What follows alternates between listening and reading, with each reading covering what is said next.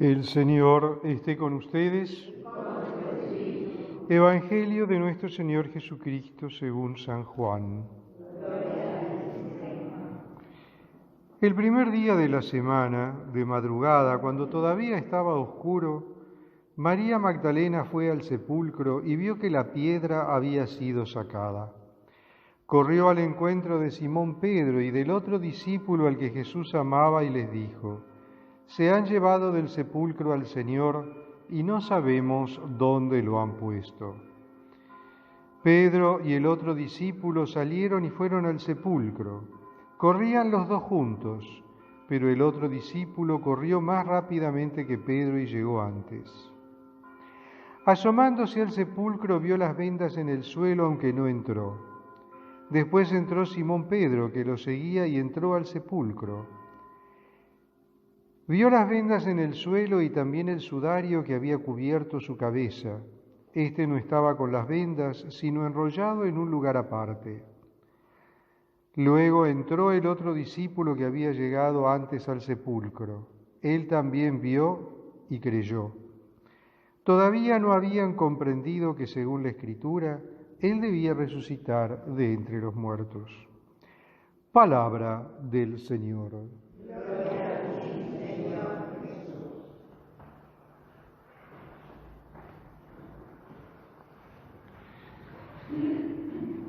Durante el Triduo Pascual, el Santo Triduo Pascual, nuestra atención estaba puesta en la cruz. El Jueves Santo, cuando celebrábamos la misa de la Cena del Señor, era la preparación, era propedéutica al Viernes Santo, a la Pasión. El Señor, antes de dejarnos, antes de partir, antes de volver al Padre, nos deja el sacramento de su cuerpo, de su sangre, de su alma y de su divinidad. O sea, nos deja la permanencia de su presencia a perpetuidad a través del sacramento de la Eucaristía. El Viernes Santo lo acompañamos en el camino de la cruz y lo veíamos morir en la cruz. Ahí el Señor consuma el misterio de la redención. El Sábado Santo es un día de reflexión, de esperanza, de oración, de estar velando junto a la tumba del Señor para esperar su resurrección. Y finalmente, el domingo en la madrugada, el sábado a la noche, el Señor resucita. Esa resurrección que transforma al mundo, transforma todo. Pero, ¿cuál es el signo de la resurrección? ¿Cuál es el signo palpable que veían los discípulos para entender la resurrección del Señor? Y ese era el sepulcro vacío, el sepulcro de Cristo que estaba vacío. El Señor no estaba en la tumba, el Señor había resucitado. Este descubrimiento de la tumba vacía es un descubrimiento que desconcierta, preocupa. Se han llevado al Señor, ¿dónde está? ¿Dónde lo han puesto? Lo han escondido, se lo llevaron, lo robaron. Ellos todavía no entendían que el Señor había resucitado y que tenía que resucitar, porque ese era el plan de Dios, y de esa manera no solo se realizaba el misterio de la redención, sino que se abría una nueva era para los seres humanos, para la humanidad entera. El camino de la salvación estaba abierto, la puerta de los cielos estaba abierta, solo teníamos que recorrer el camino justo para acceder ahí. Por eso es que en la tumba vacía nos encontramos con un montón de cosas. Parece un contrasentido, ¿no? La tumba vacía, pero había un montón de cosas. Sí, había un montón de cosas. Por empezar, estaban los discípulos aturdidos. Pedro y Juan, que van corriendo, llegan, ven la tumba vacía, no entienden. El discípulo amado cree, pero Pedro todavía duda. Pedro ve las vendas en el piso, ve el sudario enrollado en un lugar aparte. Pedro está desconcertado. Y el Evangelio de Juan nos dice, todavía no había entendido que Él debía resucitar de entre los muertos. Pero ese sudario enrollado en un lugar aparte nos está hablando de algo mucho más importante y mucho más profundo, que los discípulos después lo van a entender.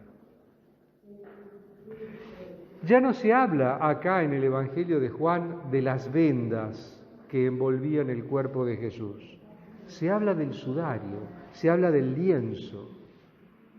Y el lienzo nos recuerda el mantel de la mesa, evoca el mantel de la mesa. ¿De qué mesa? De la mesa del banquete de las bodas del Cordero. Ahí, en la tumba vacía, se había celebrado el banquete nupcial de las bodas del Cordero. Cristo resucita y la resurrección de Cristo implica y nos lleva a la celebración de las bodas del Cordero. El Señor ha celebrado las bodas con su pueblo. El Señor se ha desposado con su pueblo. Ese nuevo pueblo de Dios, de la nueva y eterna alianza, que luego formará la Iglesia, o que a partir de ahí formará la Iglesia. El Señor celebra con su resurrección el banquete de las bodas del Cordero. Él es el Cordero inmolado que es depositado sobre la losa del sepulcro, y sobre esa losa se celebra el banquete nupcial del encuentro de Cristo con la humanidad redimida, abriendo las puertas justamente para la salvación. La resurrección de Cristo marca un hito fundamental en la historia de la humanidad, en la historia de la fe. Marca un antes y un después. Antes de la resurrección, el mundo estaba sumido en tinieblas, en dudas, estaba sumido en el pecado. A partir de la resurrección, tenemos asegurado el perdón de los pecados para aquellos, obviamente, que se arrepientan. Y tenemos asegurado el camino de la salvación para aquellos que busquen recorrer el camino adecuado, el camino correcto. El camino que nos lleva a la salvación ya sabemos cuál es. Vivir según los mandamientos de la ley de Dios con la lógica de las bienaventuranzas. No hay mucha ciencia en eso. Pero ese es el llamado que recibimos. Esa es la posibilidad que nos abre la resurrección. Ese es el llamado que Cristo resucitado nos hace a cada uno de nosotros. Un llamado que luego irá confirmando y reafirmando en cada uno de sus encuentros con sus discípulos. Cada vez que el resucitado se encuentre con sus discípulos, les va a repetir este llamado, les va a recordar lo que dijo. Y les va a decir, ven, era así la cosa, esto era lo que yo les estaba anunciando. Entiéndanlo de una vez. Síganme, no le teman a la cruz, porque después de la cruz viene la resurrección. Búsquenme de día, de noche, búsquenme en todo momento, que siempre me van a encontrar, porque yo siempre estaré para ustedes. Y Él siempre va a estar para nosotros. Él siempre va a estar con la mano tendida para que lo encuentre el que lo busca.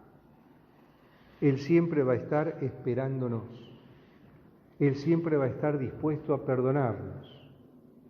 Pero para eso tenemos que tomar conciencia que tenemos que considerarnos pecadores, tenemos que descubrir nuestro pecado y pedirle perdón.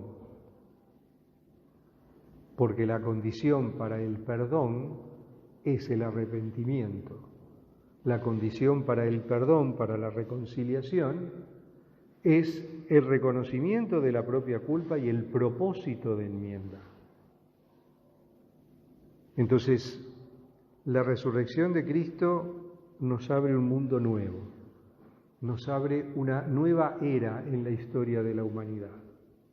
En cada uno de nosotros estará el recorrer el camino correcto, en ir al encuentro de Cristo resucitado y esperar también en nuestra vida el encuentro con Cristo resucitado al final de nuestro camino.